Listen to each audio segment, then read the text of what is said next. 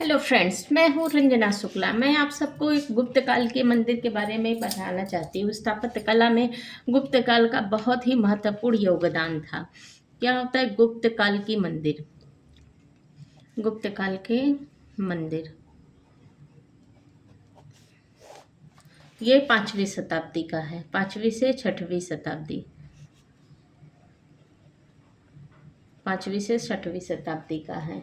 किस में बनाए गए थे? नागर शैली में।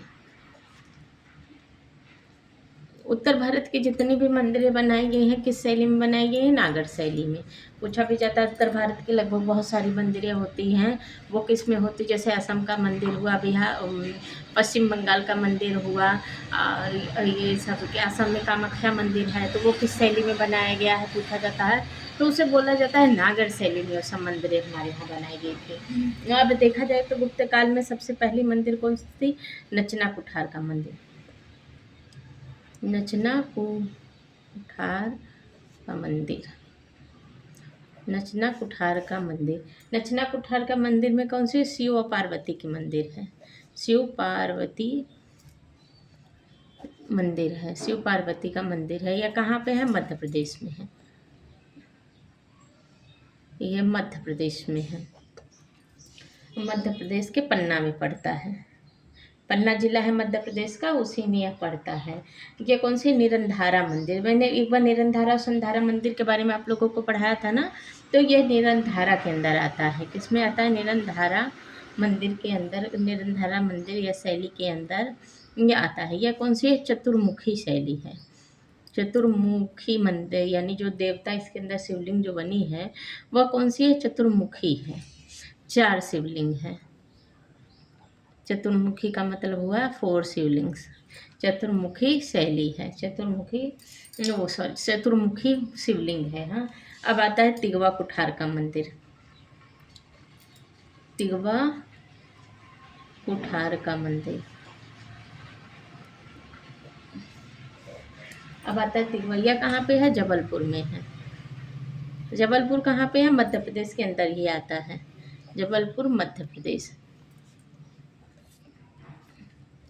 जबलपुर के मध्य प्रदेश में है। ये मंदिर तिगवा का था। अब देवगढ़ का दशावतार मंदिर, सब में उत्तर भारत के ही नागर शैली में गुप्त काल के मंदिर को ही पढ़ा रही हूँ। ये अगर पूछा जाए उत्तर भारत के गुप्त काल की मंदिरें कहाँ हैं तो ये बताना।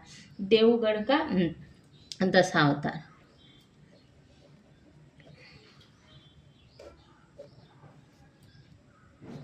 ये नचला कुठार था, सॉरी यहाँ पे हो गया है तिगवा। तिगवा का विष्णु मंदिर था, मैंने गलत लिख दिया। यहाँ पे तिगवा का विष्णु मंदिर था। देवगढ़ का दशावतार मंदिर, देवगढ़ का दशावतार, यह कहाँ पड़ता है? यह उत्तर प्रदेश में पड़ता है। उत्तर प्रदेश की कहाँ? ललितपुर, ललितपुर, ललितपुर जिले में है। जिला कहाँ से? झांसी पड़ता है। ललितपुर जिले के झांसी, कहाँ पे है? झांसी में है। ठीक, विष्णु को समर्पित है कि ये देवगढ़ का दशावतार किस कौन से भगवान है इसमें? यह विष्णु को समर्पित है,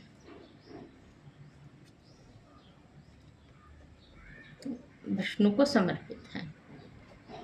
अब एरण का विष्णु मंदिर, एरण का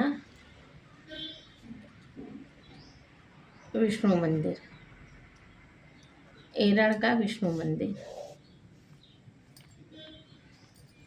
ये कहाँ पड़ता है? ये भी मध्य प्रदेश में पड़ता है, सागर जिले में है।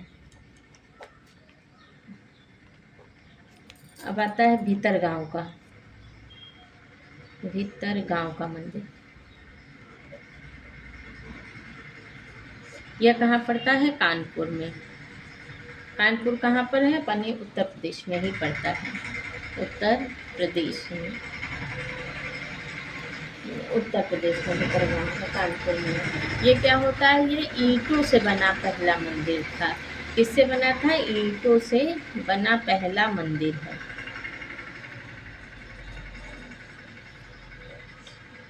वो भी टेराकोटा है। टेराकोटा का मतलब जानते हैं? जो कच्चे हुए ईंट मिट्टी से बनाया जाता है, जो मिट्टी से उसे पका के कब बनाया जाता है उसको कहते हैं टेराकोटा। तो टेराकोटा का पहला पहला तो मंदिर पश्चिम बंगाल में पड़ता है, विष्णु मंदिर है, लेकिन ये भी अपने उत्तर प्रदेश का टेराकोटा का मंदिर कच्ची मिट्टियों का बनाया हुआ है, भीतरगांव का मंदिर है। ये इस भीतरगांव का मंदिर कानपुर उत्तर प्रदेश में पूछा था एग्जाम में। एक होता है शिवपुर का, सब गुप्तकालीन मंदिर हैं। शिवपुर का लक्ष्मण मंदिर पूछा जाता है, लक्ष्मण मंदिर शिवपुर कहाँ पे है, ये कहाँ पे पड़ता है, ये छत्तीसगढ़ में पड़ता है। ये कहाँ है, छत्तीसगढ़ का। और ये होता है बुमरा का, बुमरा का शिव मंदिर।